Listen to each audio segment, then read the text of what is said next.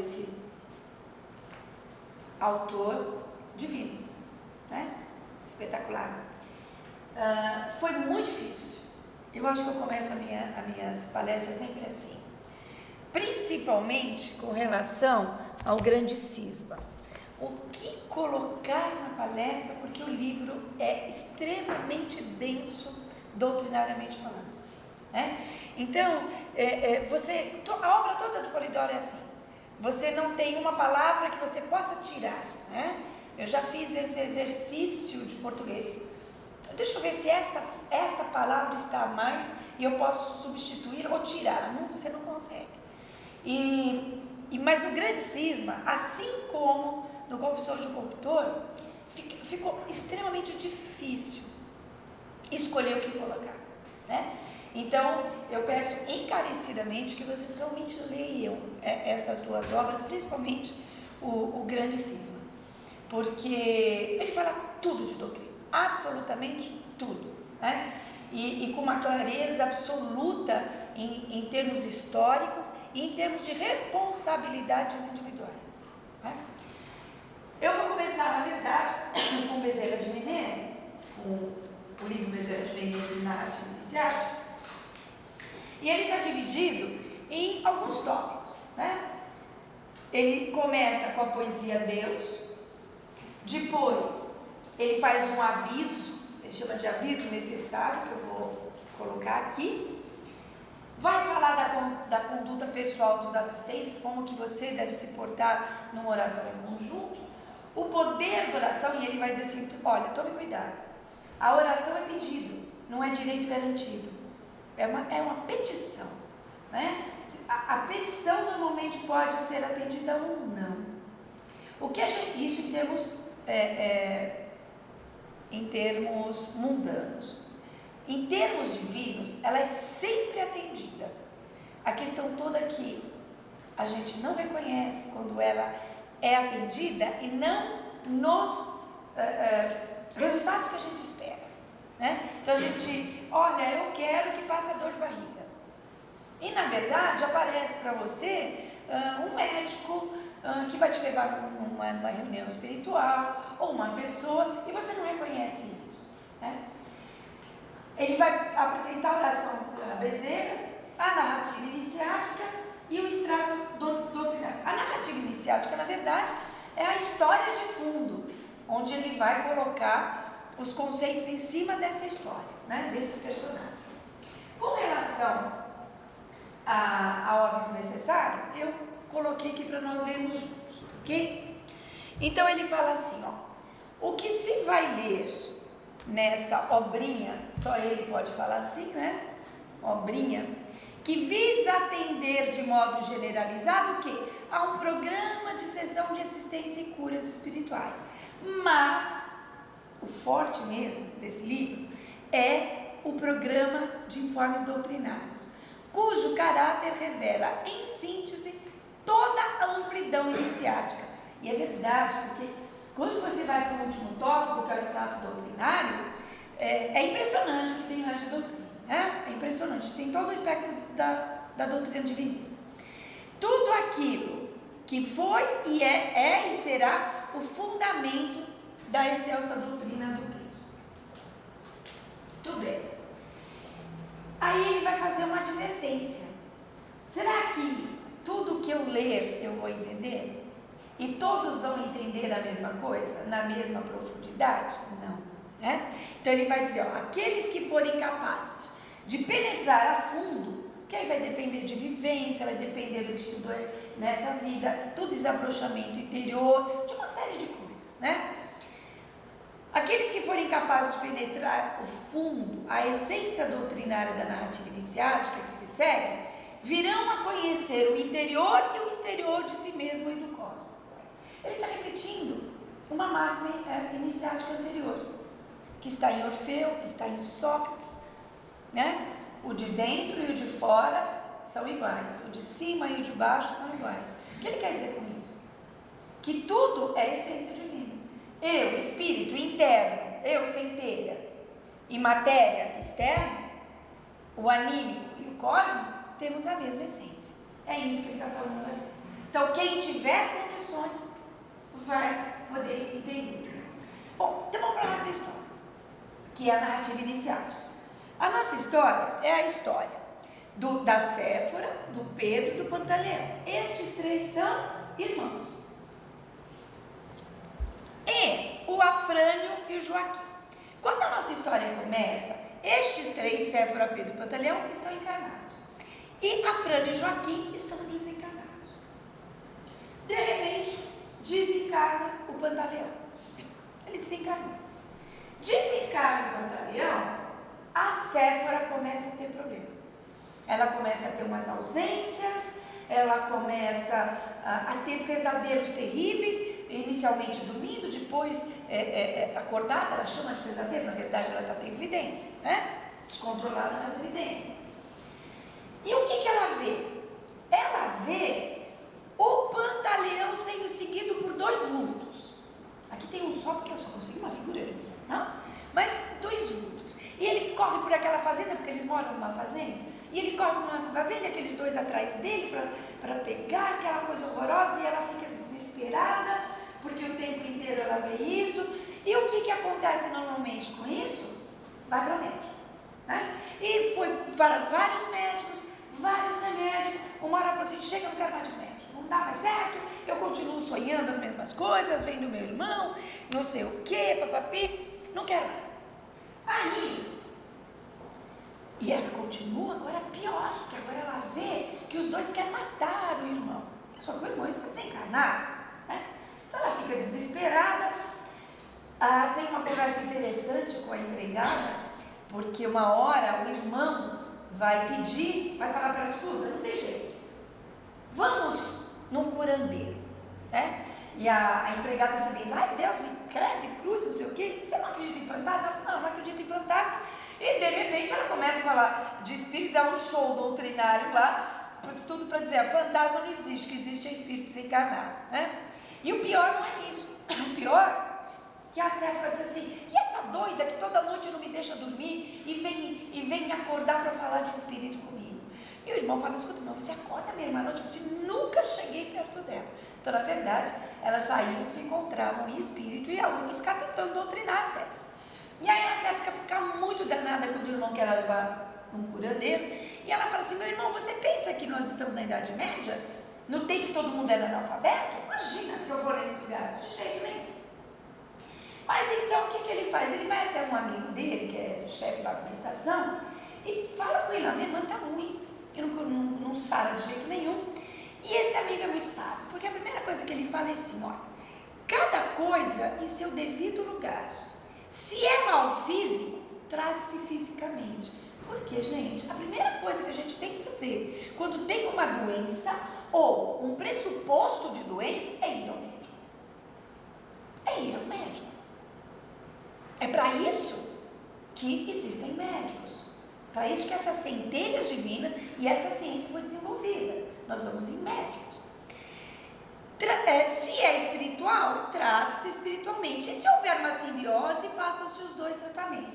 Foi ao médico, tem um diagnóstico, está tomando remédio, não está melhorando, aí vamos atrás. Ou vai no médico, vai amanhã no médico. Então vem numa oração e pede uma inspiração para o médico. É diferente, né? Cada coisa no seu lugar. Aí ele fala assim: olha, faz o seguinte, vamos fazer uma sessão espírita. Eles são espíritas, né? Vamos fazer uma sessão espírita, vamos ver o que dá. A Séfora não foi, só foi ele. Aí, nessa sessão, o que acontece? Um espírito lá fala através do guia, o guia fala através de um médico, que o que ele está vendo é o seguinte: o Pantaleão, quer dizer, nessas alturas é o próprio Afrânio que está falando, que é um dos irmãos, que o Pantaleão matou os dois. Então, por isso que eles estão danados a vida. E por que ele matou? Porque ele estava atrás da mulher de um deles, né? Quer dizer, além de não cometer adultério, ele ainda estava atrás da mulher de um deles e matou. E o pior é isso, que os outros desencarnaram, e ele viu o Pantaleão ainda dando em cima da mulher e tudo mais. E o que ele queria era vingança. Ele queria vingança.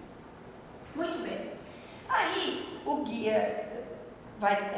eles vão tentar doutrinar esse espírito e vai falar para ele o seguinte: olha, só a Deus compete a justiça, né? Então ele vai dizer lá, Deus é a divina autoridade, Deus é a lei e a justiça.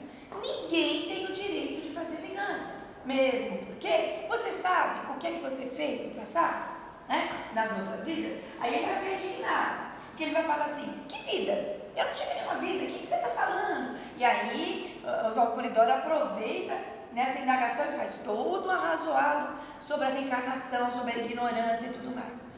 E aí o Gui esclarece o seguinte: ó, nós temos três grandes erros aqui nessa situação. Um deles, que o Floriano, que por falta de conhecimento, está atrás do outro que já desencarnou. Falta de conhecimento das verdades doutrinárias. Se soubesse da origem, que é a emanação, se soubesse que o que o espírito tem que fazer é desabrochar o Deus interno, que quando encarna tem os 10 mandamentos para seguir, tem as práticas mediúnicas para fazer, tem que desenvolver-se em verdade, moral e revelação, né? Virtudes em geral, não estaria fazendo isso, mesmo se ele tivesse sido vítima do assassinato, como ele foi, ele não estaria fazendo isso. O outro, por ter praticado o crime. O Pedro era o mais inocente na situação, mas o pior, ele diz, o pior é a Séfora.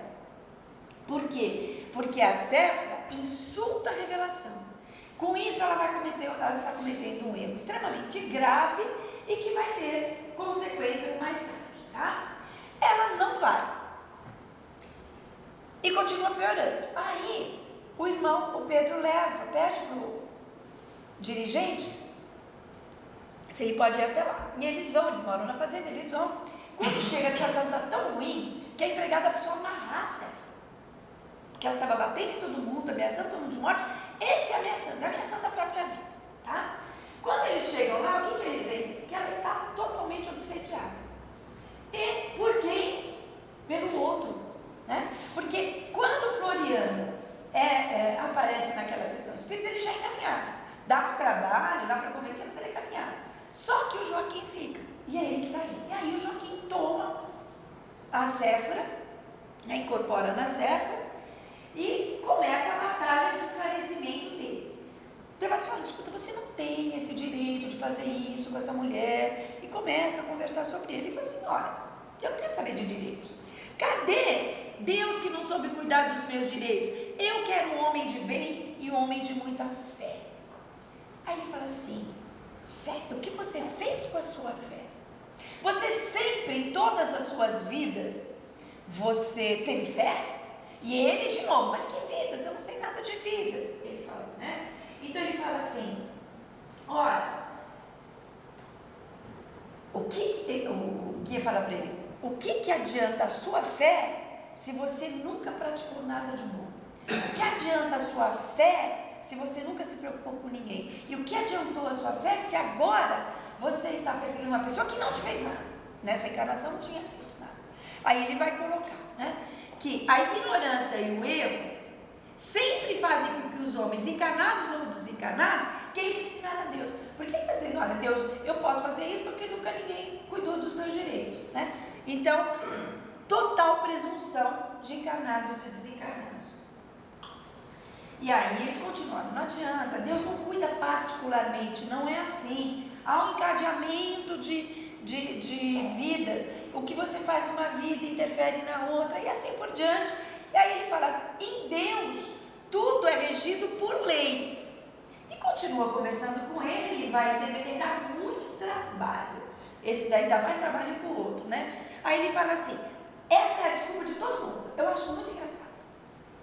Todos os livros do Seu Oswaldo, em alguns outros que eu li que não são dele também, o espírito desencarnado, quando ele está numa situação complicada e que alguém coloca-o de frente às suas ações, quer dizer, durante a encarnação ele foi um religioso, mas religioso até não profissional, não ele, o sacerdote, mas uma pessoa religiosa, porém hipócrita, mentirosa, orgulhosa, não praticou bem. Quando ele é colocado de frente disso, aí ele fica muito bravo. Ah, mas por que as religiões não ensinam E a gente precisa lembrar o seguinte, que todo mundo recebe um aviso na vida, uma vez na vida recebe. Ou é um folheto que chegou, uma pessoa que convidou, um programa de rádio, um programa de TV, sempre as pessoas recebem um aviso, né? Mas o que as pessoas esperam é que apareça alguma coisa, um fato milagroso, pegue pela mão e de repente toda a verdade lhe é incutida por milagre, né? E aí ele vai falar sobre religião e ele vai dizer o seguinte, né? Que o cristianismo é um programa de superação do reino deste mundo, né? Quer dizer, eu estou encarnada e o que eu preciso fazer? Superar o mundo, não é me afastar do mundo, é ultrapassar as dificuldades que o mundo me apresenta de forma virtuosa, né? Então ele fala, o cristianismo é um programa para isso, por isso que convida ao reino do céu, que cada um tem que realizar no seu íntimo. Isso não é dado por favor. O que nós temos como cristianismo, ele continua, não é cristianismo. Aí ele vai falar que Roma inventou o catolicismo no quarto século, liquidou com a moral o amor e a revelação e colocou no lugar o quê?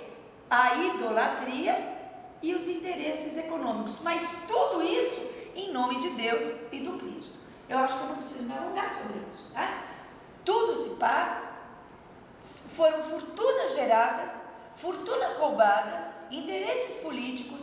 A Igreja Católica Apostólica Romana mandou neste planeta durante séculos, espiritual e temporalmente, né? Isso está nos anais da história. Muito bem. Aí ele é afastado, deu bastante trabalho, ele foi ameaçado, inclusive, para ele poder se afastar. E aí, vamos conversar com a Séfora. Ela não estava muito bem. Olha, Séfora, isso é uma questão de mediunidade mal cuidada. Mesmo assim, ela não se dá por achada, ela discute, ela é muito irascível, ela é muito mal-humorada. O Pedro, ele é mais acessível que o irmão que ficou, né? E aí eles vão conversando de novo. Qual é a desculpa que ela diz? É muito diferente do que ensina a minha religião, né? Aí ele vai falar com ela o seguinte, olha, não importa qual é a sua religião, né? Não importa se você é protestante, católica, se você é budista, não importa. Importa que só os tolos buscam religião, enquanto os inteligentes procuram verdade que liberta. O grande problema das religiões formais é que elas afastaram as mentes mais brilhantes de Deus. Claro que essas mentes não são tão brilhantes assim, porque confundiram Deus com os templos, né? Mas o Deus que se apresenta, um Deus mágico, um Deus que tem preferidos, um Deus que interfere diretamente na vida do outro, que entroniza reis que matam, que abençoa armas que matam, uma pessoa minimamente inteligente não aceita. Só que quando não aceita, em vez de perceber, bom, isto aqui é coisa de homem, eu vou procurar quais são as coisas divinas, coloca tudo no mesmo balaio, né? Então esse é o grande mal das religiões formais. Aí continua, ele fala para ela, olha, o que você tem que fazer agora é desenvolver sua mediunidade, trabalhar em prol de você desenvolver o amor, a virtude, praticar a mediunidade que você tem. Ela vira e fala assim, o que é que eu ganho com isso? Porque é o que está aqui, o que é que eu ganho com esse código de verdade e amor? Eu vou ganhar o reino do céu? Percebe uma moeda de troca? Como a pessoa é viciada nisso. Eu rezo tantas Ave Maria e Padre Nosso, acabou meu pecado. Eu dou isso de dízimo, acabaram-se as minhas dificuldades. Então, há um vício, né, de pensamentos. O Oswaldo já falou sobre isso também, em outro livro, né? E aí lá vem-lhe uma cacetada. Ele disse, olha, escuta aqui. Nenhum dos grandes iniciados, quer dizer, os grandes mestres, nenhum Cristo, né, jamais pretendeu distribuir luz divina para ninguém. Certo? Não faz nenhum troco, não troca favores em troca de nada, não faz favores em troca de nada, nem de adulações, nada, né? O que eu vou te dar é a chave da verdade. Um programa teórico, agora você vai ter que realizar. Porque a realização é de cada um. Cada um é um pedacinho do céu, mas o desabrochamento é por si próprio. É através de obras, não é através de leitura. A leitura possibilita a conscientização para que eu possa escolher um conhecimento de causa, o meu caminho correto, como agir, como me comportar. Mas depois do conhecimento, eu tenho que fazer a realização, que é viver no dia a dia aquilo que eu estou conhecendo. Bom, aí, essa história eu não vou me alongar nela, eles começam a trabalhar, e aí ela desenvolve a mediunidade dela, e vai trabalhar com aquele casal que tinha entendido que aquele senhor tinha uma esposa, né? E ele vai entrar agora no extrato doutrinário. Então ele diz assim, ó, que esse extrato representa tudo que tinha sido revelado em termos de espiritualidade até o momento, né? É uma súmula de todas as revelações. O que está dizendo aqui? Ó, sabe, que Rama, Krishna, Hermes, Pitágoras, Orfeu, Moisés, João Batista, estou esquecendo algum, Lao-tse, Confúcio, Buda, Zoroastro, tudo que eles ensinaram, está aqui, é uma súmula, né? E isso, cada leitor vai penetrar mais ou menos. De novo ele repete isso. Cada um vai penetrar nesse conhecimento mais ou menos. De acordo com o quê? Com o seu grau espiritual, o seu grau de intuição e que está dentro dele mesmo, ou seja, com o seu templo de sabedoria. Só que ele diz o seguinte, não tem problema, porque a ordem é ler e meditar. Não é ler, é ler e meditar, né? De tal modo, né, que vai aumentar, vai forçar a compreensão. Na hora que eu me envolvo com o texto, eu forço a compreensão. E é verdade, gente, às vezes eu pego um trecho e não é só da obra do Polidoro. Mesmo que seja de física, tem alguns tratados de física bastante complicados. Aí eu dou uma lida, meu Deus, não entendi nada. Teve texto aqui do seu Osvaldo que eu li aqui e falei, Jesus amado, eu não entendi nada. Eu preciso entender, porque eu vou fazer uma palestra sobre isso. Aí você lê uma segunda vez. Aí você lê um pedaço e para e pensa naquele pedaço. Aí depois você lê mais um pedaço, para e pensa. Aí depois você junta os dois pedaços. Aí a coisa vai aparecendo, né? Então, ó, o teu envolvimento força a compreensão. Ler para compreender e compreender para ler melhor, né? Então, essa é a ordem que ele deixa, a instrução que ele deixa. E aí, gente, impossível de eu fazer todo o extrato doutrinário aqui. Não tem como, né? É bastante extenso. Mas é muito bom que vocês leiam, é muito interessante, porque ele faz pequenas mudanças no modo de falar. Ele acrescenta algumas nuances a mais, algumas palavras a mais, que força, que ampliam o entendimento. Então eu sei que todo mundo já leu o que é Deus, que está aqui, né? Deus, o princípio é Deus.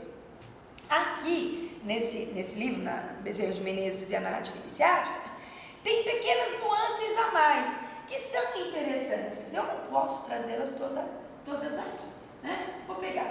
Então, ele vai dizer que Deus é a essência do universo, o primeiro estado, luz, glória e poder. Quando eu tenho esses três pontinhos aqui, gente, aqui eu suprimi o texto, né? Olha, é o primeiro estado do quê? De tudo. Qual é o primeiro estágio de tudo que existe? Deus. Ele é o primeiro estado, porque tudo foi emanado dele.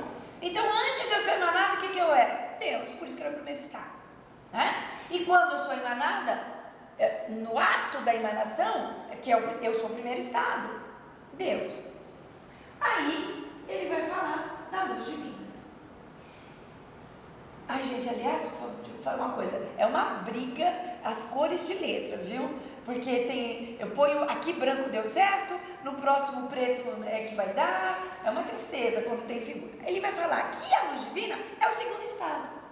Então, o primeiro estado é Deus, o segundo estado é Deus também, né? Porque a luz divina é emanação divina. É a energia ou substância e dela surgem os mundos e as formas. Por isso, então veja, a centelha emanada não tem forma, ela é existência, ela existe, não tem forma. forma, quando ela vai se revestir da luz divina. Por isso que nas iniciações antigas, a gente tem a figura do esposo e da esposa, do noivo e da noiva, do eterno feminino e eterno masculino. Por quê? Porque é o homem que representa o princípio masculino, Deus dá a essência. E a mulher, que é a esposa, que representa a luz divina, gera no seu útero a forma. Por isso essa comparação nas iniciações antigas de esposo, esposa, noivo e noivo, que quer dizer Deus e a luz divina. Aí ele vai continuar. A involução. Então eu fiz questão de colocar aqui. Você pode ver que você não encontra isso no Evangelho Eterno, né? Mas está complementado aqui. A involução da divina essência resulta em luz divina. Então, alguém pode dizer assim, você vai conversar com alguém, e seus olhos sempre diziam o seguinte, a gente tem que pegar mosca com mel, e não com vinagre.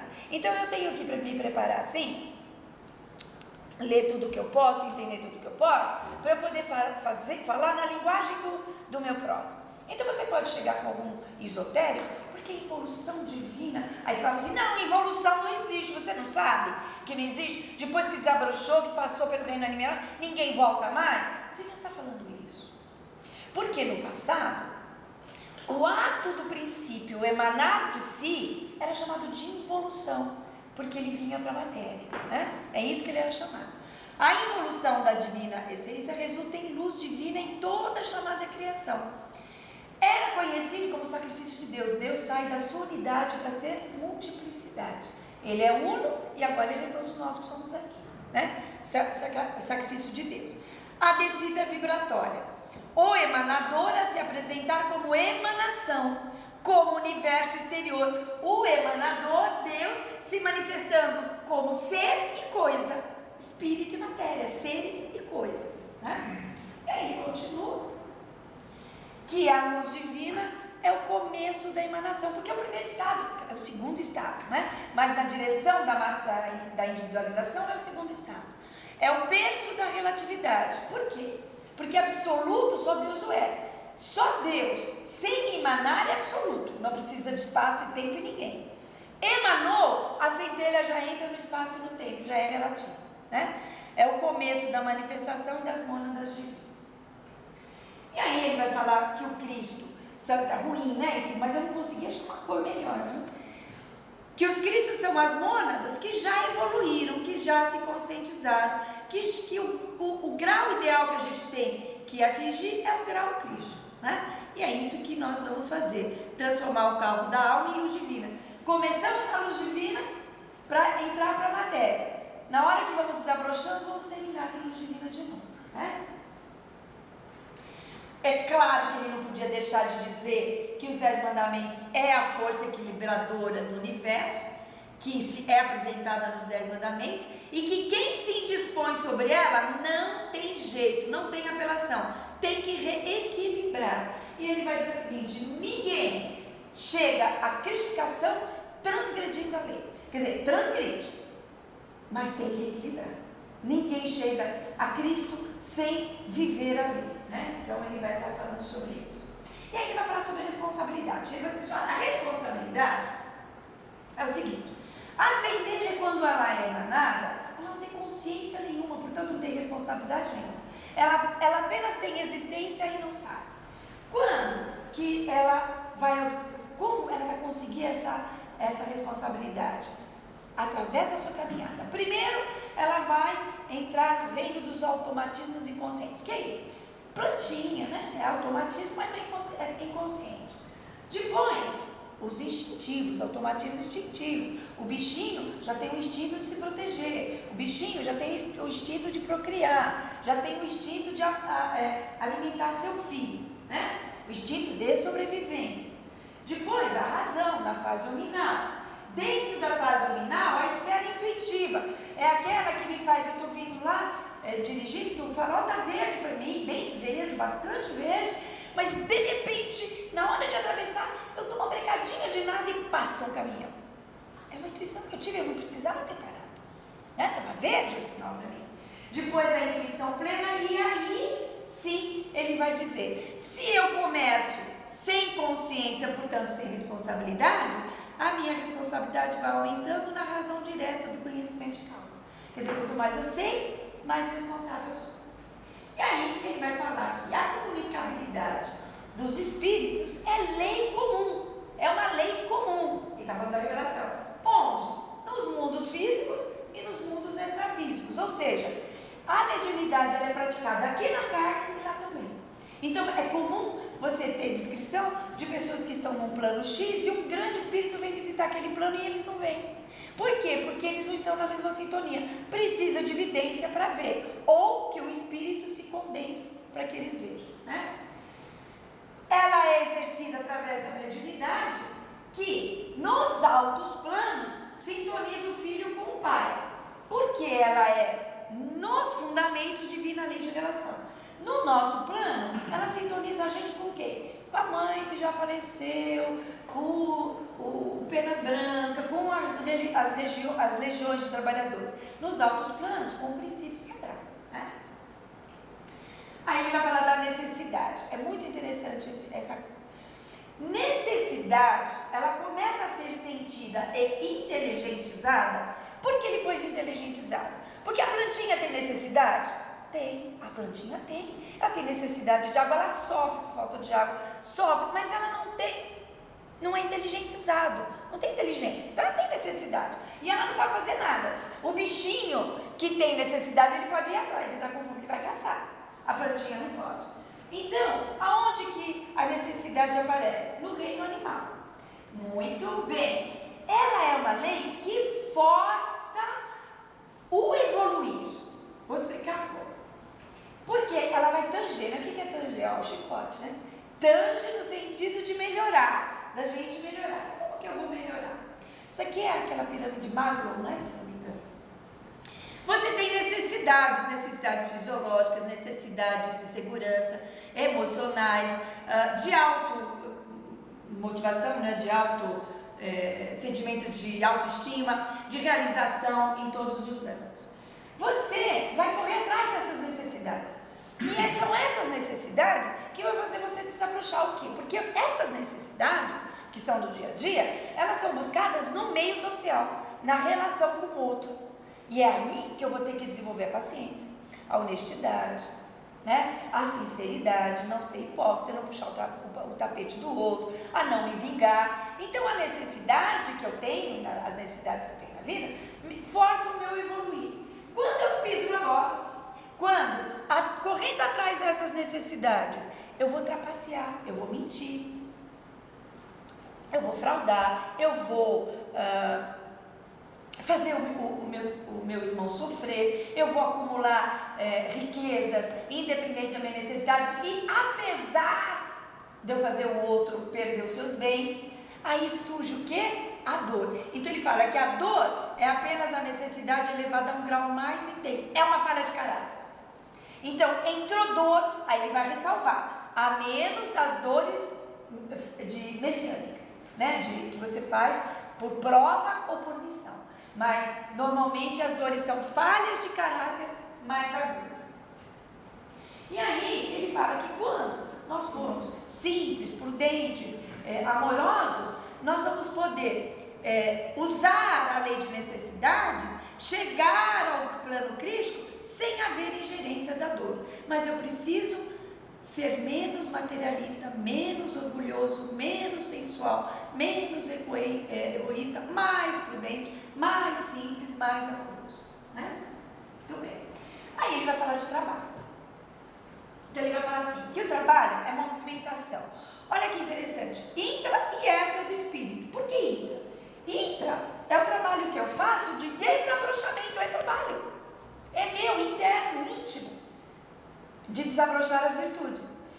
E extra, o que é? É o trabalho que eu faço no mundo, que é tudo que a gente faz, né? De trabalhar, de extrair, manipular, tudo isso que a gente faz, né? O serviço, não está aí o serviço, mas está assim, dispor, distribuir e utilizar. Serviço, trabalho material mesmo. E ele fala uma coisa, não é só nesse livro, ele já falou num outro também, ele diz assim, não há trabalho que seja puramente material. Ele falou, todo trabalho tem uma função divina. Você, nesse seu trabalho, você vai encontrar fulano, beltrano, sultano, você vai poder poder arrumar isso, aquilo. Tem uma função divina. Todo trabalho tem uma função divina. E que ele é necessário a evolução, não tem outro jeito, você tem que trabalhar. E que, sabe aquela coisa de vou ficar em meditação perene, em contemplação, porque alguém vai me sustentar? Ele diz, ninguém tem esse direito. Ninguém tem o direito de se dispensar do trabalho, porque todo mundo tem necessidades próprias a cobrir e necessidades com familiares e sociais para atender, né? Aí ele vai falar assim, ó, que o trabalho ensina a lei do mutualismo, ou deveria ensinar. Por quê? Na medida em que eu sinto necessidade, eu deveria ter empatia pela necessidade alheia. Então, ó, que faz respeitar a própria necessidade e reconhecer a necessidade alheia. E ele diz que, olha, toma cuidado. Quem emprega precisa empregar direito, pagar direito. Não pode fazer o quê? Explorar o outro. Não pode fazer o outro seu escravo ou objeto de prevenções criminosas. Muita responsabilidade em ser patrão, né? E trabalhador, obviamente, tá? E que pode-se conhecer o grau de um planeta, se o planeta é adiantado ou não, na forma como o trabalho é feito, é executado. Porque eles dizem que nos planetas mais envolvidos, o trabalho não representa sacrifício, e sim uma oração, né? Eles reconhecem isso. Então, ó, do ponto de vista material, ele diz assim, onde é que eu vou trabalhar? No meio ambiente. É no meio ambiente que eu vou desabrochar as virtudes latentes. Nesse meio ambiente, quem é a minha fortuna? É o planeta todo, é a Terra. Quem é o meu capital? É o trabalho. E quem é o patrão? É o espírito jamanizado. Então, você, espiritualizado, temos que ser patrões de nós mesmos. Trabalhar direito, fazer o outro trabalhar direito, respeitar o outro, respeitar o planeta, né? Ora, quando todos souberem honrar esta função do trabalho, nós não vamos ter problemas sociais, porque o que vai acontecer? Tudo que vier do trabalho, todos os bens do trabalho, serão distribuídos por todos. E aí ele fala assim, que renunciar, guarda esse nome renunciar, que a gente vai usar lá, quase no fim do grande cisma, tá? Renunciar é o modo mais amoroso de trabalhar. A gente também, a hora que ele fala de mutualismo, eu fiz um link com o trabalho voluntariado. Por quê? Porque ele é pelo gosto de servir, de ser útil, de realmente praticar uma obra divina, né? E aí, a gente trouxe lá, o cachorrinho, ele não vai nem conseguir nada, né? Ele só está ajudando o pequenininho lá, talvez, a tomar água. Olha a carinha de felicidade dele aqui, porque ele está ajudando o pequenininho. Olha esse que foi lá buscar a florzinha que acho que esse aqui queria comer. Então, olha o rabinho do outro. Olha lá, solidariedade, né? Antes da fraternidade vem a solidariedade, né? O trabalho a prol do bem. Agora, claro, acabei de derrubar minha água todinha aqui. É claro, vocês imaginam o quanto eu não falei desse livro, né? Não tem como. Então, vale a pena ler, porque os textos são maravilhosos. A narrativa doutrinária, vocês com certeza vão pegar outros pontos. Eu peguei estes pontos. Mas a narrativa doutrinária, narrativa iniciática não, extrato doutrinário, ele é imenso, ele é bastante extenso. E tem vários tópicos. E vocês vão se enamorar de outros tópicos. Eu me enamorei destes, né? Cada um vai olhar segundo o seu coração, o seu viés nessa vida, não é verdade? Bom, hoje não, fazendo esse livro é engraçado, porque eu fiz Confissões de Corruptor, e não aconteceu isso comigo, e com esse livro aconteceu. Com esse vídeo agora que eu vou mostrar, e com o penúltimo, gente, eu desandei a chorar, e aliás, estou até agora com vontade de chorar.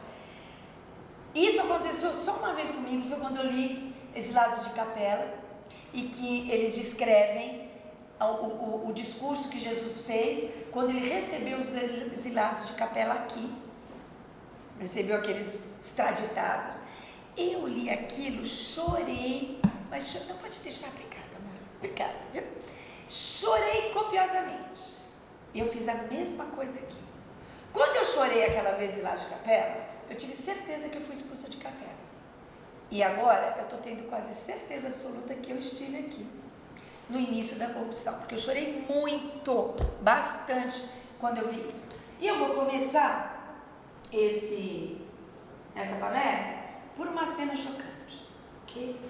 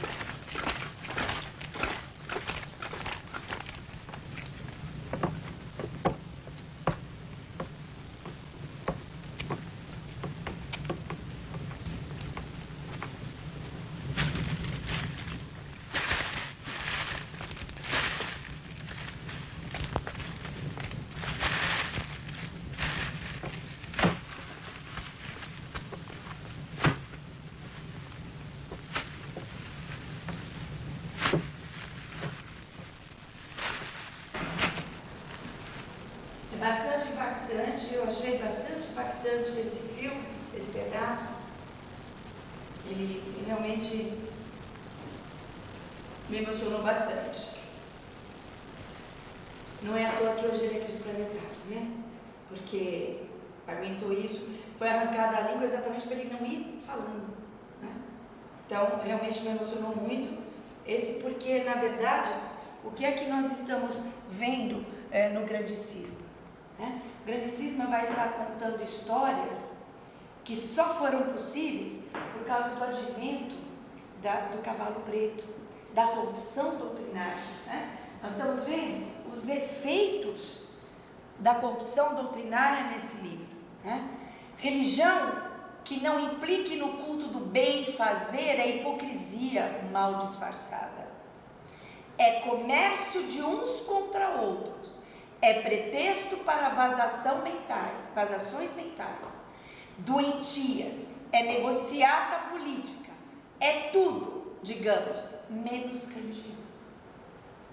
Uma religião que nasce ou que permite um filme, não, porque isso foi uma realidade, mas uma cena como essa, pode-se dizer religião?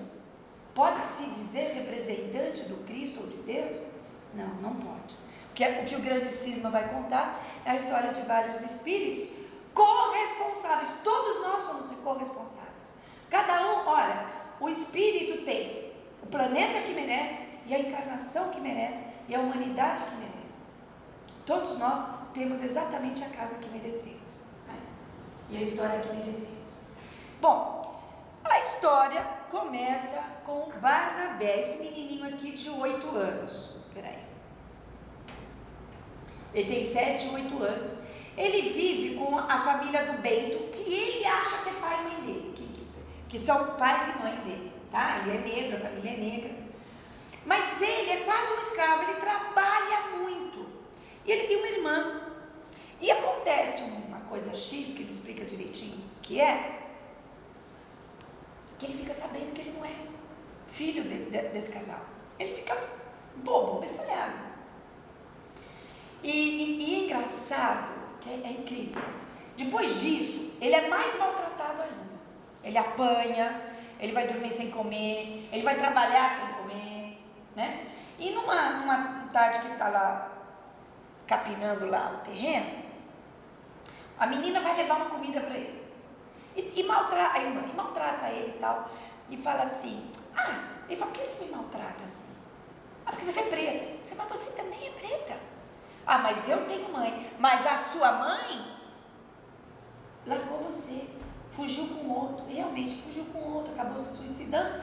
Eu não vou contar os detalhes, mas no final do livro ele está resgatando a mãe, tá? Mas não vai dar pra gente contar. E ele é extremamente maltratado. Ele sofre abusos físicos mesmo, né? Aí entra na vida dele uma senhora chamada Dona Tita. A Dona Tita fica sabendo disso e vai tirar satisfação, porque uma hora ele apanha tanto que ele fica todo roxo, todo marcado. Ela vai tirar satisfação com o Bento. E começa a falar assim, e o Bento é muito católico, é um homem de fé. Ele fala assim, como que o senhor se diz um homem de fé? Porque ele fala assim, não, mas isso é uma correção nesse menino. Como que, pela minha fé, eu sei que eu tenho que educar? Mas como o senhor é um homem de fé? Que fé é essa que faz isso com uma criança? Dá-lhe uma descompostura e ele perde meio rebolado, né? Ele fica meio sem o que responder. Aí ela vai, leva o menino para casa, e aí a vida dele começa a melhorar. Ele entra na escola, aí ele aprende a ler, e ele fica, né? A vida dele começa a ganhar um pouquinho de colorido. Ele começa a ter uma vida que vai encaminhá-lo de uma forma melhor, para que ele tenha o maior proveito nessa encarnação. E aí eu vou contar rapidinho a história dele. Ele conhece a Edna e eles se casam.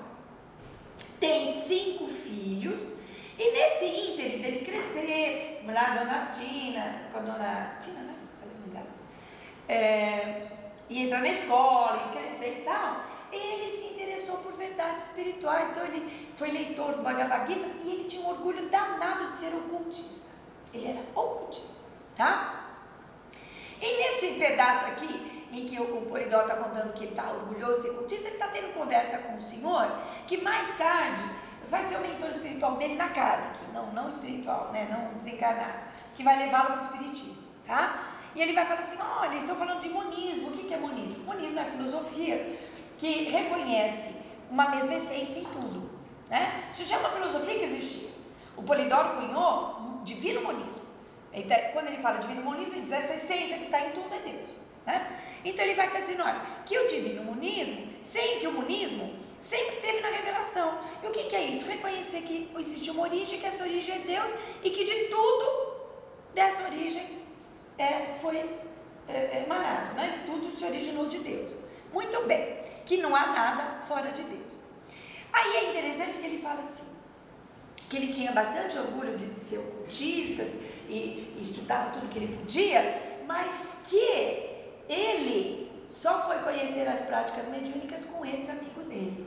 Então, era um conhecimento que já é interessante. Por quê? Porque eu vi o seu Oswaldo muitas vezes falar, olha filho, vai onde você gostar, vai para Rosa Cruz, Teosofia, papapá, papapá, né? Ele falava isso, procure maçonaria, alguma coisa com espiritualidade. Mas é claro que você precisa casar as duas coisas, é a prática que é a mediunidade. E o que acontece? Logo que ele se casa, a esposa dele começa a ter um problema, igualzinho para a outra. Começa a ter umas ausências, uns desmaios, de repente volta, tá boa, daqui a pouco umas ausências, não fala coisa com coisa. E ele conversa com o seu Abrantes, que é esse amigo dele, e olha o que ele fala. Ele fala assim, olha, procure no bem e na ciência, eu gosto disso. Ou seja, vai ver um médico, só que nessa altura já tinha ido, tá? E também, no bem, ele está juntando os dois, né? A ciência e o espírito, percebeu? A solução para o seu caso. Bom, aí ele fala assim, ó, se você não se incomodar, porque essas alturas, ele era aquele esoterista orgulhoso, né? Eu vou fazer uma sessão espírita, se você não tiver vergonha, se você não tenho, ele é acordado, o Barnabé é acordado. Ele vai, não com a esposa, não vai com a esposa, esse vai com a esposa, ele vai numa sessão espírita. E o guia vem e não fala absolutamente nada da esposa dele, não toca no assunto. Aí ele fala assim, lá dentro dele, esse guia é muito pobre, muito medíocre, porque ele não falou nada, ele nem sabe, né? Quer dizer, criticou o espírito. Aí o espírito fala o que tem que falar, o guia lá fala o que tem que falar, não sei o que, aí fala assim, aí vira para ele depois de um tempão, deixou ele pensar bastante mal dele, né?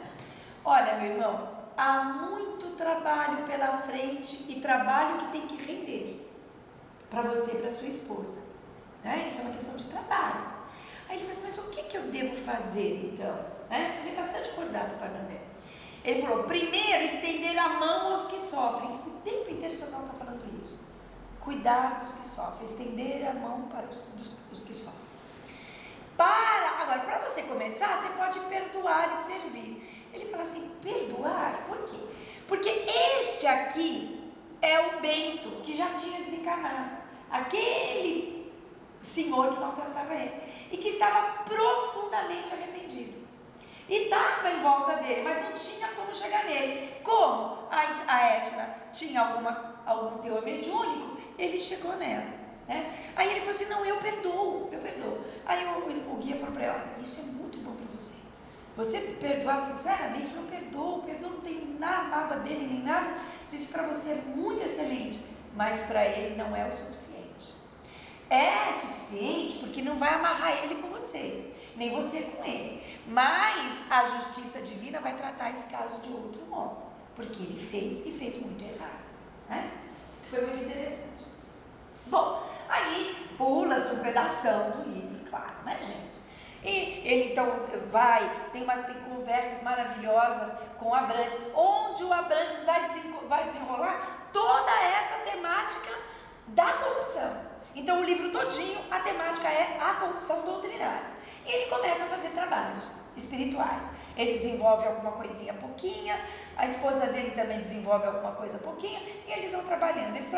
A gente percebe que eles trabalham muito com doutrinação, de receber, né, desobsessão, de receber o espírito e trabalhar. E eu escolhi alguns casos. Nesse caso aqui, ele foi atender uma senhora que tinha o que? A mesma coisa, uns desmaios, umas ausências, tal. E eles foram. O que ela tinha? Ela tinha o que a gente chama de encosto, né? A gente chama de encosto. Aliás, procurando as imagens, é tão engraçado, tinha uma piadinha que eu quase pus aqui. Eu falei, Lili, isso é uma palestra séria, não põe uma piadinha aqui, né? Então, tinha uma poltroninha, uma senhorinha sentadinha e um fantasminha atrás da poltroninha. E o marido falando para ela, você está reclamando do quê? Você queria uma poltrona com encosto? E tinha lá. Eu quase pus aqui, eu falei, mas isso aqui não é muito adequado. E aí, aqui tem o X da questão. Parece, eu nunca trabalhei, mas eu já ouvi vários, não só no livro Sozal, em outros, que quando você trabalha com, você incorpora esses espíritos obsessores, você sente um certo mal-estar depois. Uma certa dificuldade emocional, uma série de coisas, né? E ele ficou um pouco preocupado. E o guia fala para ele, escuta aqui, tome tempo, meu filho. Porque ele vai dar um recado para os médiuns. Que nenhum deixe de trabalhar por causa de dor ou de mal-estar ou de estados desagradáveis. Jamais cesse o trabalho pelo temor de sofrimento qualquer. Muito bem. Nesses meus 40 anos, já topei com muita coisa. Com bastante coisa. Médico, ai não, estou muito cansada. Passou 5 minutos, não consigo. É verdade, a gente cansa? É verdade, a gente cansa. Tem muitas vezes, lá para o finalzinho da sessão, a gente não está vendo mais. Bico fechado. Aguenta. Não fique se lamuriando, porque quem se lamuria quer festa. Eu não sou muito bem vista, porque eu falo o que tem que falar. Quer festa. Ou então, ai não, eu sou minha sustentação, fiquei muito cansada, não aguento, sabe? Gente, que coisa é essa? Que coisa é essa? Não é? Que coisa é essa? Não. Leve com galhardia. Tá cansado? É verdade. Não vai ver? Não vai ver. Aguenta. Você não sabe o que fez no passado. Você não sabe o rabinho que está atrás. Então é bastante interessante essas dicas que ele vai dando, né? Agora tem uma dica melhor. Eles vão receber. Aqui. Ele vai dar passagem para esse espírito aqui. E esse espírito vai tentar falar sobre ele próprio, da vida dele. O dirigente não deixa. Olha o que o Oswaldo escreve assim. Tendo sido barrado pelo presidente, que nunca se dera desgaravatar a vida a esmiuçar particularidades alheias. De espírito. De espírito. Agora eu quero que vocês prestem bastante atenção nisso. É que cada um é senhor de suas liberdades e intimidades. Cada um de nós possui um mundo interno que lhe é privado. E nós pensamos ser educados a ponto de respeitar esse direito. E eu tenho dito isso muitas vezes. A primeira obrigação que a gente tem com um irmão nosso que está passando por uma dificuldade é trazer na oração. É trazer na oração. Não, você vai comigo. Porque é aqui que ele vai ouvir o que ele tem que ouvir. Você fez o que você falou, sabe o que acontece? Porque muita gente tem vergonha. Eu digo que tem muito protestante que faz um trabalho muito melhor. Ele não tem vergonha de ir lá e falar, de entregar um folheto, e a gente tem. Muita gente tem, vai, não fala, não entrega, não traz. Bom, aí a pessoa fala, então pede por mim. Bom, já que você fez tudo, e ela não quer vir, pediu para pedir, você pede. Olha, eu vou te falar o que for visto, tá bom? Tá bom. Agora o pior não é isso. Pessoas chegam numa oração, pedem por pessoas que não pediram para pedir por elas. E vem aqui para ouvir evidência. Para quê? Se o mundo interno daquela pessoa é privada, se ele tem que ser respeitado. Só que eu estou falando, é o Polidoro que está falando. Por que eu peço por uma pessoa que não pediu para pedir por ela? É diferente, uma mãe pediu para o seu filho, o filho não pediu, ela tem esse direito. Pediu pela sua mãe, pelo seu pai, pediu pelo seu marido. Mas você pediu por uma pessoa que não pediu, e você vai ficar conhecendo particularidades da vida dela, que talvez ela não quisesse. Então, você quer pedir? Pede em solilóquio a Deus, reza, põe no livro de oração, pede com sinceridade. Quando passar perto dela, faz uma imposição de mãos, leva de disfarçado, leva um folheto, leva um livro, convida de novo. Só eu que estou falando. É que o Senhor cada um é Senhor de suas liberdades e intimidades. Cada um de nós possui um mundo interno que lhe é privado, e nós pensamos ser educados a ponto de respeitar esse direito. Não vou me calar nunca sobre esse respeito. E aí, esse espírito conta para ele o seguinte: vocês vão ter um sonho, ele mais aquele pessoalzinho, que vai lhe revelar muitas coisas. Aí passa um tempo, e ele tem um sonho.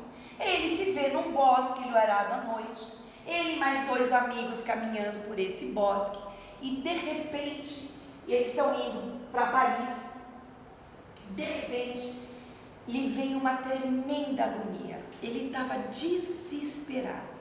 E um deles diz assim para ele: olha, isto são pressentimentos. Você está pressentindo o que vai acontecer. Você está pressentindo o que vai vir. Porque hoje vai acontecer uma das mais terríveis noites que vão marcar o planeta. Mais de 20 mil pessoas, qualquer coisa assim, mortas na noite de São Bartolomeu. Está assim escrito, Polidoro: esta é a noite de São Bartolomeu, a noite que marcará na história uma das piores ações por parte da igreja que se diz do Cristo. Muito sangue será vertido, muito luto cobrirá aquela cidade e muitas outras, porque a verdade na terra, para vencer, tem obrigatoriamente necessidade de terríveis testemunhos. Pensa por acaso que foi preparada pelo Cristo a sua própria crucificação? Por que ele fala isso? Porque ele quer fugir. Ele falou: não, eu não vou para lá, eu quero ir embora. Ele falou assim: não, nós vamos morrer com os nossos companheiros, para que não fique marcado em nós o sinete da covardia, mesmo porque você tem severos resgates com relação a isso, tá? E aí ele fala assim, que depois, neste sonho dele, estes 2 que estão acompanhando, um deles é o Wycliffe e o outro é o João Hus, tá? É chegada a hora de repor as coisas no lugar, conforme as palavras do Divino Mestre. Agora, se todo mundo for fugir, como é que a gente vai levar a cabo esse mandato superior? Tem que se ter ousadia, coragem, vontade, né? Ele falou. Então ele diz assim: olha, em outros tempos, por fraqueza de espírito, você delatou, traiu, fez morrer a muitos servos da verdade, e agora que chegou para si uma grande hora, por que você foge de novo? Por que você foge de novo? Encara aquilo que você tem que passar com bravura.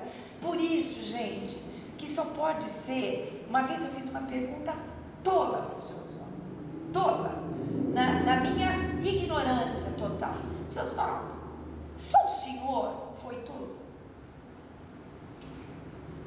Hoje eu tenho um arrependimento de ter perguntado isso para ele.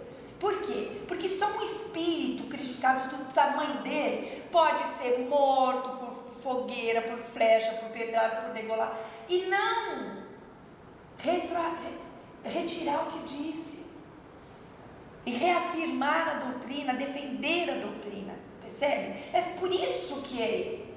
Vocês viram o filme do Giordano Bruno, né? O tempo inteiro, tá? Aí ele fala: ai, perdão. Ele fala: não, vai, impunha o estandarte da renúncia. Lembra que eu falei: guarde a renúncia, porque a renúncia é uma forma de trabalho. Ele estava renunciando a quê aqui? A vida dele. Vá, pois impunha o estandarte da renúncia, que um belo testemunho dará, enquanto um grande resgate levará a termo. E mais pra frente ele vai descobrir por quê, tá? Essa história vai continuar lá na frente. Bom, e aí ele se acerta, começa a trabalhar espiritualmente. Ele desencarna. Eu já pulei um tempão. Ele desencarna, todo mundo desencarna. Esse é o resgate que ele vai fazer no plano espiritual. Todos os resgates que estão aqui são de padres, tá? Então ele vai resgatar um padre chamado Ladislau. Ele está ainda não está desencarnado, ele está ali, diz que o estado espiritual dele é 10 mil vezes pior do que ele está encarnado. Ele está cercado de padres, ele é chaga pura, fedido, um horror, e os padres, olha o Ladislau, palmas vendo desse jeito e tecendo luz para ele, e ele pedindo pela 1000ª vez o confessor. E por que ele está aqui? Porque ele foi um padre que não se interessou pelo outro, que não se interessou pelos pobres, amealhou uma fortuna grande para ele e para a igreja, né? Arrogante, quer dizer, que profissão do Cristo é essa, né? Tá ensinando o que Cristo para o próximo, está praticando o quê, né? Então eles vão lá retirar esse espírito. E aí ele está muito mal, ele começa a conversar com ele, e ele fala, mas eu fui um homem de fé, de novo, eu fui um homem de fé, eu estive a favor da igreja, e ele disse, olha, não adianta nada disso, porque a lei manda servir de fato e não manter as aparências. Então ele não estava servindo ninguém, ele não estava servindo nem ao Cristo porque não ensinava direito, não estava servindo ao outro porque não distribuía nada do que tinha, não ajudava nem materialmente nem espiritualmente, né? Pena que não deu tempo, que tem um texto do filme do Bezerra que eu ia passar, mas era muita coisa, porque seria muito interessante de colocar. Aí ele fala assim, o que o Cristo falou? O Cristo falou a linguagem dos pobres, ele enxugou lágrimas, consolou aflitos, curou. Ele praticou o que? Ele praticou o amor entre irmãos. E você fez o quê? Qual é o ato de amor e de bondade que você pode? Você apresentou liturgia, você apresentou ritual, né? Aí ele vai dar a mesma desculpa, mas eu fui ensinado assim. Por que não procurou entender por si mesmo? E aqui foi um trecho que eu extraí, porque ele fala que foi resgatar esse padre, mas ele fala também que a quantos espíritas eu também socorri. Por quê? Porque eram espíritas só na ponta da língua, só com dobras de presunção sectária. Saber das leis fundamentais não significa estar em obras, em dia com elas. Pelo contrário, pois quem sabe e não pratica é tanto mais criminoso. Por isso mesmo, repito, Polidoro, e o faço com absoluta consciência da realidade. Melhor é não conhecer do que conhecendo não executar. E eu fiz uma pequena corrupção. Eu acho que a gente pode fazer essa substituição, que cabe muito bem. É um aviso para nós, né? É um aviso para nós. Tudo bem. Eles vão fazer mais um recolhimento. De quem? De um outro padre, numa caverna horrorosa, também toda sem luz, toda mal cheirosa, e está lá um padre todo encarquilhado, todo desengonçado, todo barbudo, horroroso. Por que ele vai? Seu Oswaldo já falou isso uma vez para nós. Vivam de tal maneira a ter amigos, viva de tal maneira a provocar simpatias e bem-querências, porque do outro lado vocês vão precisar. Esse padre Mazzini, que também foi recolhido, só que ele foi recolhido bem. Por quê? Porque ele era padre, ensinava errado, mas ele tinha obras de caridade. Então ele se preocupava com o outro. Então ele chamou o Bento e falou, vamos lá. Ele falou assim, olha, eu sei que esse caso que nós vamos tratar é praticamente jogar pérolas aos porcos, mas vamos lá, porque eu devo muito a este espírito, porque ele foi meu irmão na carne uma vez. E o espírito, ele chamando, o espírito falando isso perto dele. Aí o espírito falou assim, que irmão, que nada, eu nunca tive irmão, que vida, que outra vida, espravejando, mas muito petulante, muito arrogante esse espírito, né?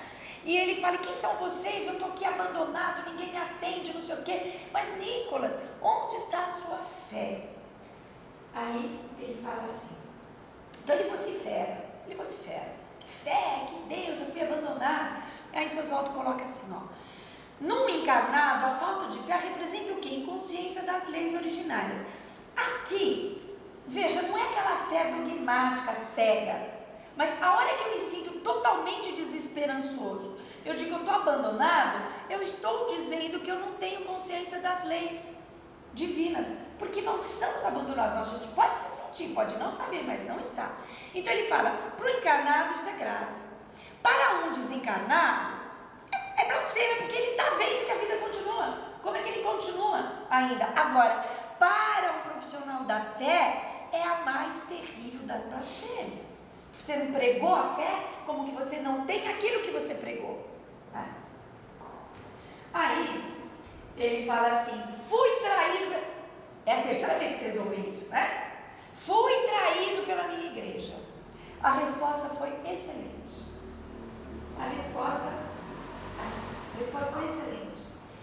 Quem traiu o Cristo não podia trair um simples padre? Se a igreja traiu o Cristo, não ia trair você? O que você está esperando? É excelente, foi excelente. Então ele começa, mas eu estava o tempo inteiro nos templos, no templo, na igreja, não sei o quê. Ele começa a falar, aí o poliglota fala assim, olha, o templo são os irmãos. Eu faço questão de colocar isso, porque não adianta a gente participar de 1,5 milhão de sessões, ou de orações divinistas, ou de sessão espírita, e não agir direito com o próximo. Não tem isso. São os espíritos. Nós, porque ele é o padre que está falando, né? Nós temos feito como padres o contrário, lutando pelas posses, pelos domínios temporais, pelas regalias mundanas. Além de trairmos o batismo de espírito, o centro de gravidade da função messiânica do Cristo, ainda depois de trair o Cristo, nós temos ficado com o mundo, com a política, com o dinheiro, com as terras, com as casas e assim por diante. Mas a culpa não foi minha, eu encontrei a igreja já sim. Quando eu fiz o Confissões de Corruptor, também teve um caso assim, e era só por isso que ele estava um pouco melhor do que o corruptor mesmo, né? Porque ele já tinha encontrado. Aí ele fala assim, e por que você não acertou as coisas por si mesmo? É o que eu disse, todo mundo durante a encarnação é avisado, né? E aí mais um outro, esse aqui eu escolhi esse caso por uma questão muito interessante. Era também um padre num lugar horroroso, cercado por cães, um absurdo e uma situação bastante lamuriosa. Por quê? Porque quando foi religioso, tudo cobrava, tudo fazia a peso de ouro. Muito bem. Aí, ele é recolhido. Esse é o lugar melhorzinho dele, viu? Esse aqui, já está de roupinha, já está em pé. É o lugar melhorzinho que ele estava depois daquele lugar horroroso. Aí chegou ele e falou assim, você vai encarnar. Ele falou, pelo amor de Deus, eu vou voltar a carne, não. Ele fica deprimido, ele não quer, ele fala, tem engano. Não é possível, eu acabei de vir da carne, passei o inferno naquele pântano fétido, há pouquíssimo tempo eu tenho um pouquinho de paz, eu não posso, tem que ter um engano. Ele falou assim, não tem. Porque como padre, você, como pobre, você foi invejoso, ladrão, blasfemo, caluniador. Como rico, você praticou todos os desmandos e não refreou as suas senhas mais animalescas. E depois ele está dizendo assim, como padre, você tripudiou sobre o Cristo. Então ele falou assim, olha, não tem jeito, você tem que voltar e fazer os seus reparos intransferíveis. Aí ele falou, eu quero voltar, pelo amor de Deus, eu tenho horror à vida carnal, eu vou fracassar de novo. Não tem jeito, mas você vai ter que tentar outras vezes, a vida é eterna e a lei não se precipita. Se falou que você tem que voltar, tem que voltar. Aí ele entra em profunda depressão. E aí eu faço muitas vezes na sessão, a gente pode ver espíritos que não estão clinicamente deprimidos. Eles vêm aqui, você percebe pela evidência que ele não tem nenhum problema de neurotransmissor, não tem nada de nenhuma adrenalina, dopamina, nada. E traz uma tristeza, e traz uma depressão crônica. Muitas vezes vem disso, desse medo, né, de errar, esse medo do que vai encontrar até depois da morte. E aí, é a hora em que ele vai ser levado para descobrir a história dele. Então ele vai descobrir que ele e o Bento estavam nessa época de Jesus, meteram o pé pelas mãos, se engalfinharam, se enredaram de uma tal maneira. Ele foi resgatar o Bento, foi difícil o resgate do Bento. O Bento ficou mudo por um problema psíquico, bom, toda uma história que vale a pena vocês lerem. E aí ele é levado para ter uma retrospectiva e ele começa a ver. ele vê o João Batista falando no deserto, ele vê o João Batista e ele lá ali perto, tripudiando, rindo, cutucando, né? Batizando Jesus. A degola de João Batista é vista para ele. Aí ele fala, depois que o Batista, ele chamou o Batista, desencarna, cresce Jesus, ele começa a ver toda a ação de Jesus, o sermão, as curas, as diversas curas, o passeio sobre as águas, a ressurreição de Lázaro, toda a prisão dele, o calvário dele. Ele desencarna 6 meses antes da prisão de Jesus. Ele assiste isso do outro lado, rindo e tripudiando. E obsediando o Bento, que naquela época chamava Jacó, para também rir, para também escarnecer, para também jogar pedra, né? Por isso que eles ficaram irredantes. Aí ele fala que ele, o Barnabé, o Jacó, porque nessa época era o Jacó, ele chamava Jacó, ficaram envoltos numa penumbra mental que não lhe permitia ver a claridade do Cristo. Eles se enredaram nessa época. Como foi ele que obsediou e que influenciou Jacó, que é o Bento, ficou muito com um ódio dele. Por isso, quando foi pai dele como Bento, fez tudo aquilo, né? E depois teve que pedir perdão. E aí, ele fala que no princípio, o clero, o Império Romano, ele não estava dando muita bola, né? Deixa Jesus aí, mesmo porque eles não gostavam muito do clero judeu, porque eles estavam sempre exigindo mais participação nos lucros, mais sério, dava muito trabalho.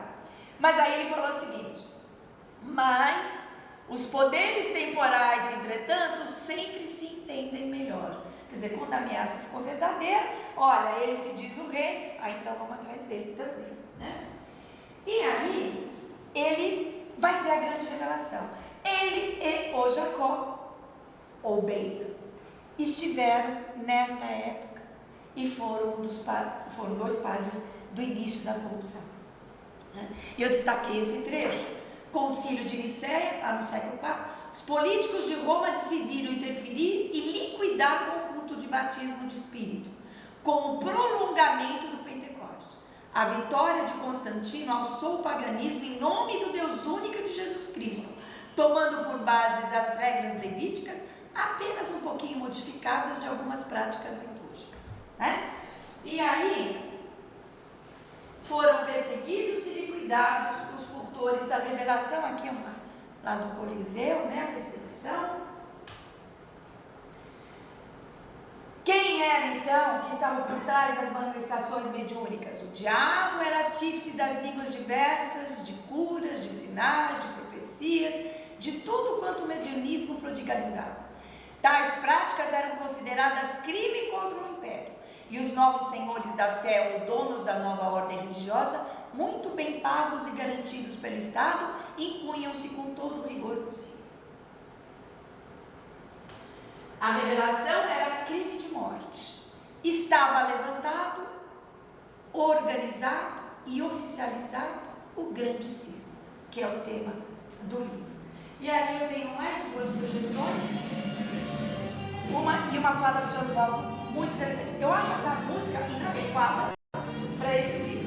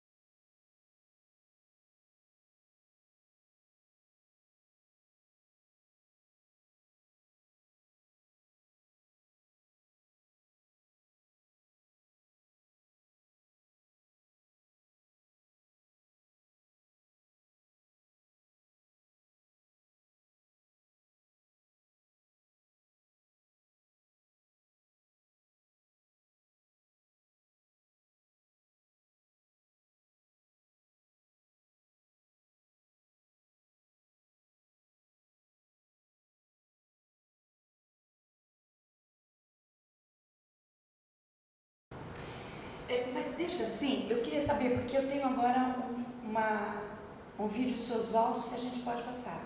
Pode ser? Pode. Ele tem 10 minutos. Pode. Tá? Então, só que, graças a Deus, depois de tudo isso, a gente está em tempos melhores, né? Nós estamos em tempos de restauração. Então, a evolução, em resumo, se constitui em alcançar o máximo de pureza e sabedoria. A pureza representa a paz e a sabedoria significa autoridade. Nós temos aí a vitória do cavalo branco, não tenha dúvida nenhuma, né?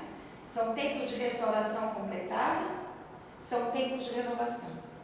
E eu acho assim, que é extremamente importante que as pessoas que não tiveram contato com o seu Oswaldo possam ver, possam ouvir, porque a entonação que ele dá, porque o modo como ele expõe é unicamente dele, né? E faz toda a diferença. Então eu trouxe esse vídeo porque ele faz um apanhado geral do que realmente é importante, tem 10 minutos. Foi um homem, são nome de raças. Esta humanidade está no fim da primeira metade evolutiva. Este recado é primordial. E eu é que devo dizer. Vai haver a expulsão dos cabritos também.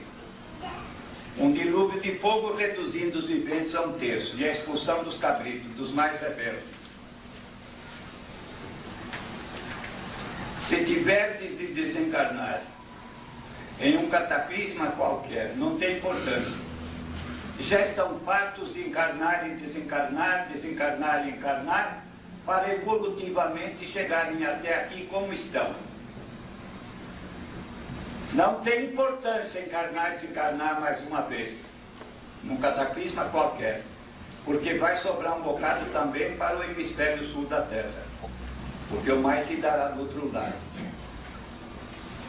Recomendo-lhes, não queiram ser expulsos deste planeta. Leiam aquilo que é bíblico, profético, porque os cabritos serão separados das ovelhas. Quando os adamitas vieram para cá, há pouco mais ou menos 480 mil anos, Eva já estava num excelente grau de evolução.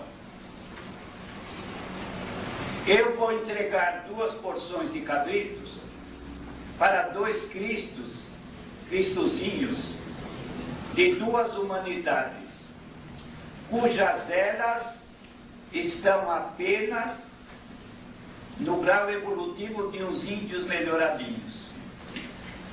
Uns índios melhoradinhos, eu os conheço bem. Os expulsos daqui como cabritos não vão ser apenas uns índios melhoradinhos reencarnando lá. Só com isso ninguém paga crimes contra o desígnio divino. Muitas outras coisas acontecerão por lá. Aleijões, pragas, endemias, epidemias, teratogenias, mongoloidismos. Muita gente vai andar de 4 lá. Porque só ser regresso para humanidades daquele nível inferior, só isso não paga as dívidas acumuladas aqui. Devo dizer que muitos que vieram para cá como adamitas vão ser expulsos daqui mais uma vez. Porque em lugar de se ressarcirem, melhorarem, redimirem, acumularam mais crimes, mais erros, mais blasfêmias, tudo isso. Conseguintemente falo isso. Se tiverem de desencarnar em cataclismas telúricos ou quaisquer outros, não se importe.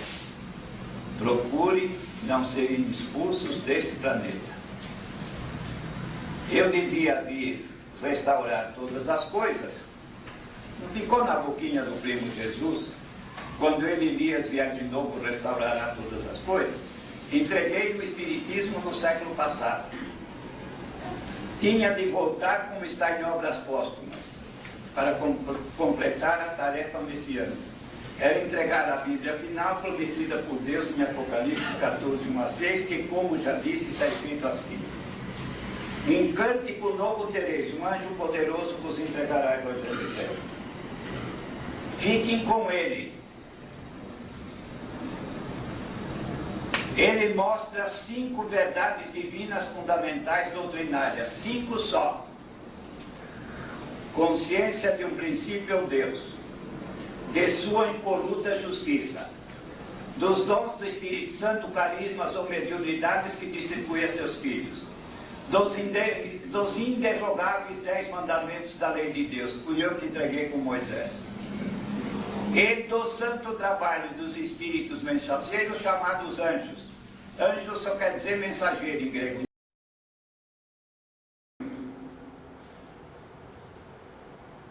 Uai, não acabou, mas parou por algum motivo, né? Ok. Eu ainda ia falar um pouco da corrupção, mas deu um break. Mas eu acho sempre muito importante que a gente esteja vendo a entonação de voz dele, como ele fala, a importância que ele dá às palavras e tudo mais, né? Faço sempre questão de estar apresentando. Foi isso que eu separei para vocês. Eu acho que essa palestra é apenas um incentivo para que vocês leiam o livro, né? Porque eu peguei alguns pontos, não tenham dúvida nenhuma, ficou muita coisa por falar. É um livro bastante denso, com bastante doutrina de conceito, história. Ele bate várias vezes o mesmo conceito, então vale a pena vale a pena ler esses 2 livros, ok? Obrigada a todos.